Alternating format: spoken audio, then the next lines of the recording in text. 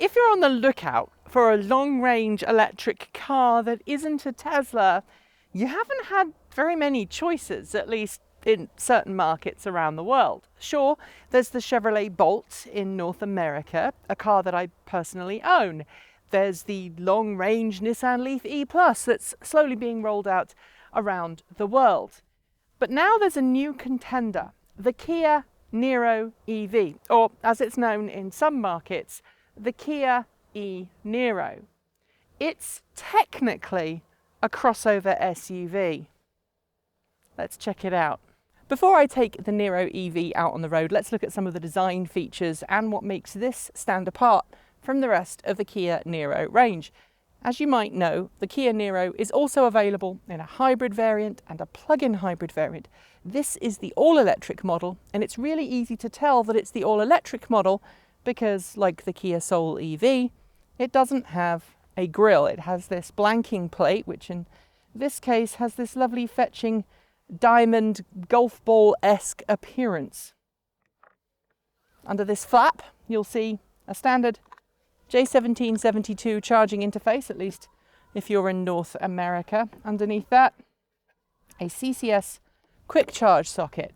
Here in North America, there are two different trim levels that you can buy for the Niro EV, the LX and the EX, the EX being the range-topping variant. This is the EX version here, and it comes with these rather fetching roof rails, which give it a bit more of a rugged look and remind you that you're buying a crossover, even though this really doesn't fit into the crossover category.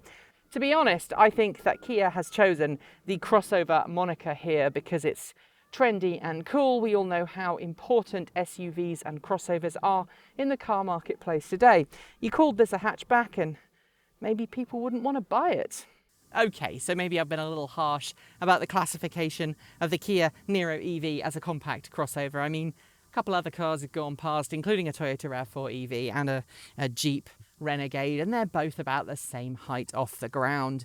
The back end of this car, though, does remind me very much of a crossover. The load bay floor is pretty high, and unlike a lot of EVs on the market, there's no underfloor storage area. What you have instead is a space where you can store your bright orange charging cable for your granny lead, and underneath that there's a space for you to have a tyre puncture repair kit.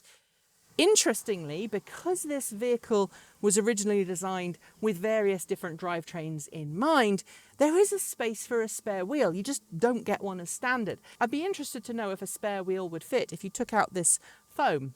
I think it would, and I'd probably be tempted to do that, especially if I was going to be doing a long distance trip, because we know how much those fixer flats wreck your tyres. So okay, I criticise the Niro EV for not being a true crossover in terms of its ground clearance and some other features. But in the back here, it definitely has enough headroom to be considered a crossover. This roofline is nice and high, and while I'm not particularly tall, I can sit very comfortably in the rear, and there's plenty of leg room too. I haven't measured it, but it feels like there's more than there would be in the Chevy Bolt and Nissan Leaf. The interior of the Niro EV is very pleasant. In fact, I prefer it to the interior of the Niro Hybrid and the plug-in hybrid. Instead of the traditional gear selector, you've got this wheel that you can use to select D, R and neutral. It reminds me very much of the old Apple iPods. You've got the parking prawl button in the centre of the gear selector, and then you've actually got the parking brake selector off to one side. In front of the gear selector is a nice storage area that's kind of got that boat deck vibe. It reminds me very much of the storage space on the Tesla Model S. Now everybody seems to be doing it, and I'm a fan of it. It allows you to put small items such as your wallet, maybe a mobile phone, down there out of the way so that you won't get distracted while you're driving.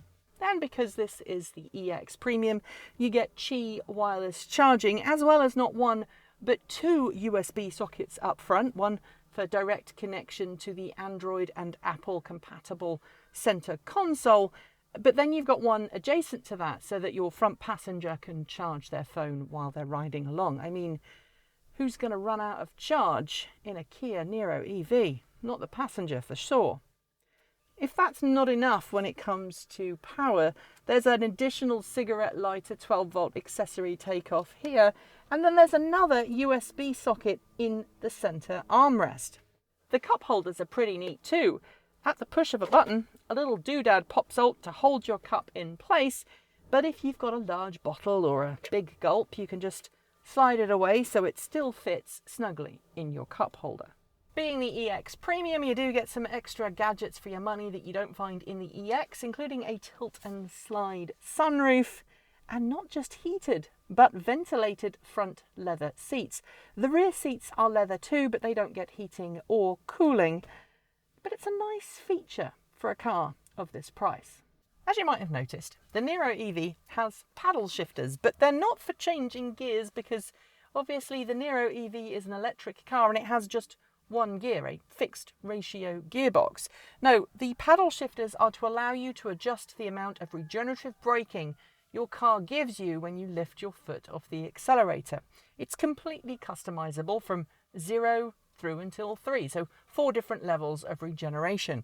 If you want less regeneration, you tap the right paddle once, click the left paddle to increase the amount of regenerative braking on accelerator liftoff.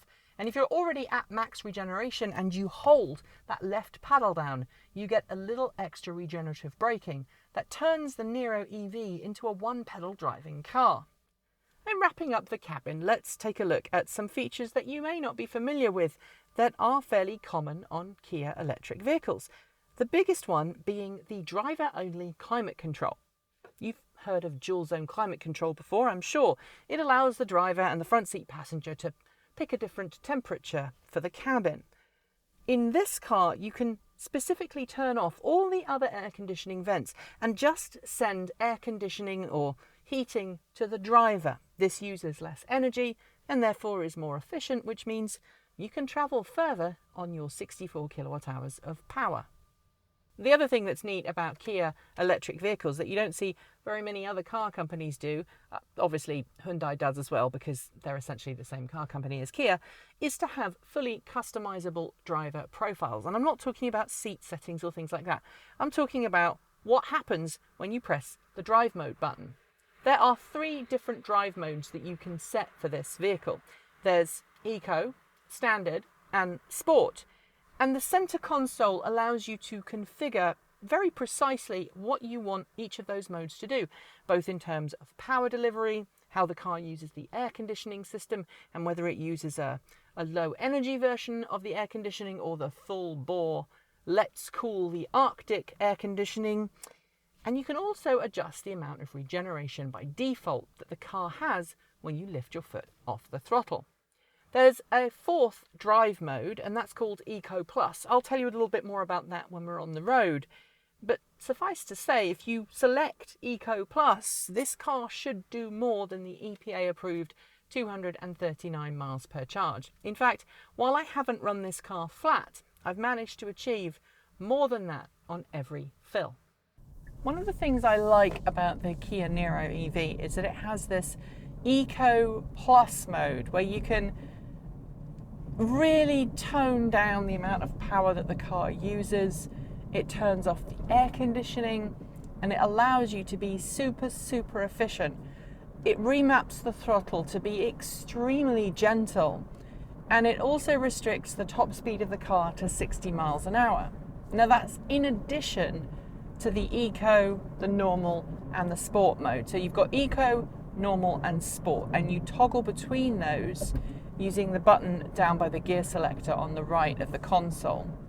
If you press and hold that drive mode button down, you end up with Eco Plus. Right now I'm about to merge onto a freeway or a motorway. I'm in Eco Plus and I don't feel that the car is being particularly slow. I only really feel it if I try and go above 60 miles an hour. The Niro EV allows you, even if you are in Eco Plus mode, to accelerate out of trouble, which I'm about to do, and it works really well.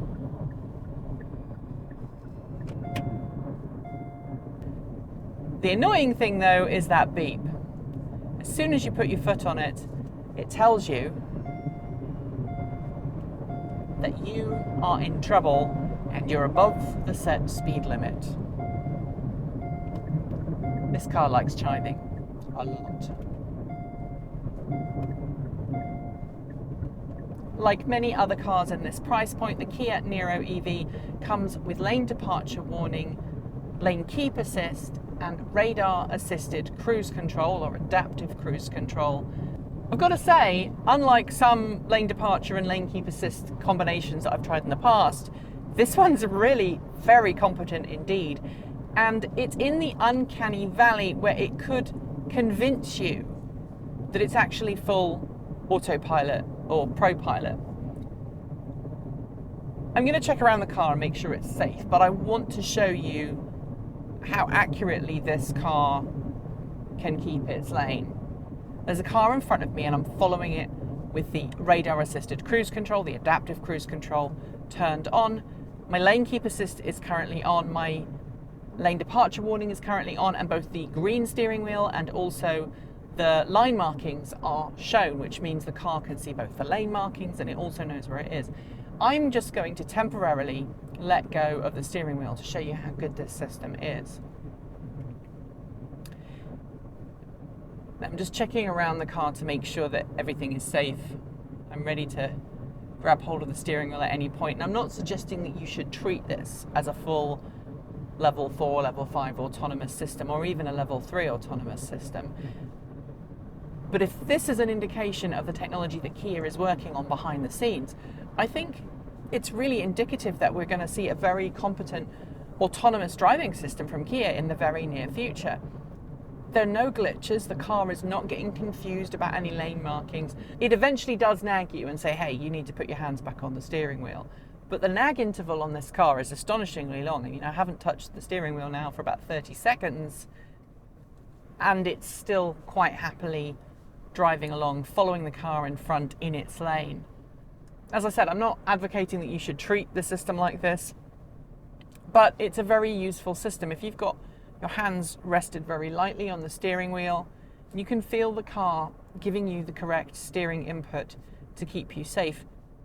I should note, as a disclaimer, you should always keep your hands on the steering wheel. You should also keep yourself completely attentive as to what's going on around you at all times. You still need to be checking the mirrors. You still need to be making sure that the car is doing everything it possibly can and should. However, if you're driving a longer distance trip in this vehicle, you really are gonna feel a lot less tired than you would in a car without such a system. Is the system completely fault-free? No, not at all. There have been occasions where I've been driving where the car has got confused. The lane keep assist function continues to operate even if you don't have cruise control on, assuming you've left it turned on, that is. And I was driving somewhere yesterday in town.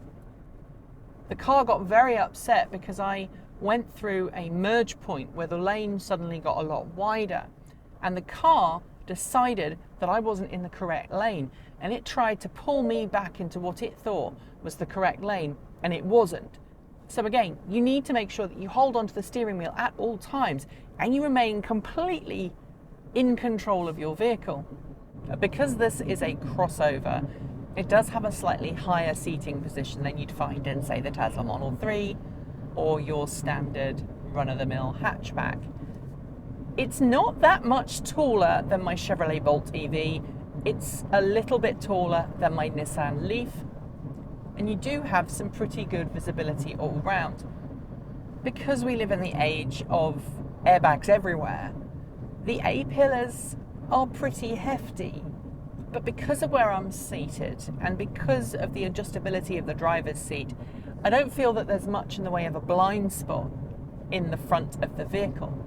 And because we've got blind spot alert, I know if there's somebody in my blind spot. If I activate the signal and it's not safe for me to pull over, the car will tell me, like this. Hear that? That was the car telling me it wasn't safe for me to pull over. It warned me with the indicator in the mirror. It also activated an audible warning to say, if you try and move over right now, you're going to be toast. And while you do have a little bit more blind spots at the rear, you don't have to worry about it too much, because the car keeps an eye on all of the things that would get you into trouble, like the blind spot warning system. Obviously, you should still use your mirrors, you should still check there's nobody there, but having that additional safety of the blind spot warning system is a bonus, especially if you have a lot of bikes around or you are worried about people coming up silently in your blind spot. As I said earlier, the user customization for the regenerative braking, the driving profiles, is really wonderful, really phenomenal.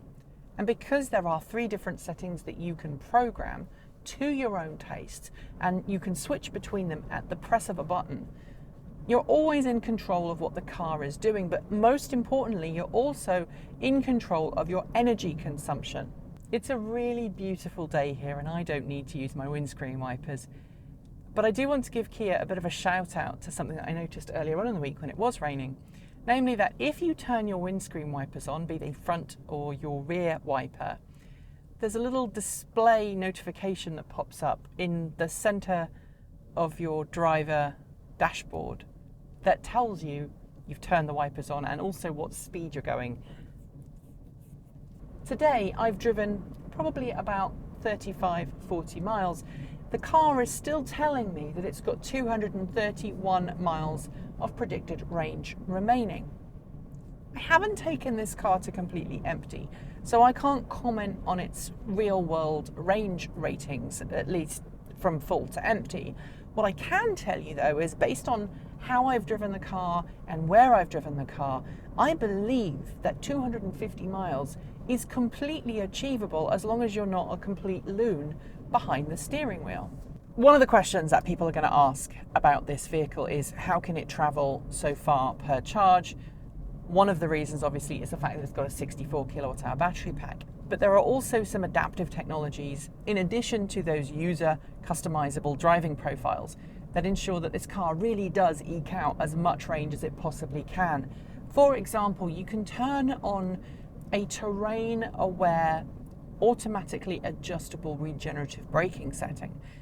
If you're going downhill and the car can detect that you're going downhill, when you lift off the throttle, it regenerates more than it would if you were on the flat. If you're going uphill, it doesn't regenerate as much on accelerator liftoff to try and give you a really uniform driving performance depending on where the car is and where the car is heading. It takes a little while to get used to, but I think it really does help ensure that you wring out as much energy as you possibly can from a charge.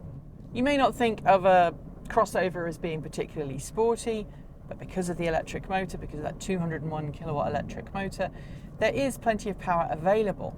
Unlike the Bolt, which I've characterized in the past as having a very raw, brutal power delivery, the Kia Niro has a lot more smoothness to its power delivery. The power is there, you can still chirp the tyres, but it meters that power out a little more gradually, a little more fairly. It's a lot more refined than the Bolt, and if we're talking about refinement, it feels a lot closer to, say, the Tesla Model 3 in terms of its overall refinement than the Bolt does. The Bolt is a little hot hatch. This is a bigger car, but it's also a more refined car. We've been on the freeway, we've been on country lanes, and now we're on a road that is barely paved, and it's some really tight corners. So let's see how the Niro EV manages them.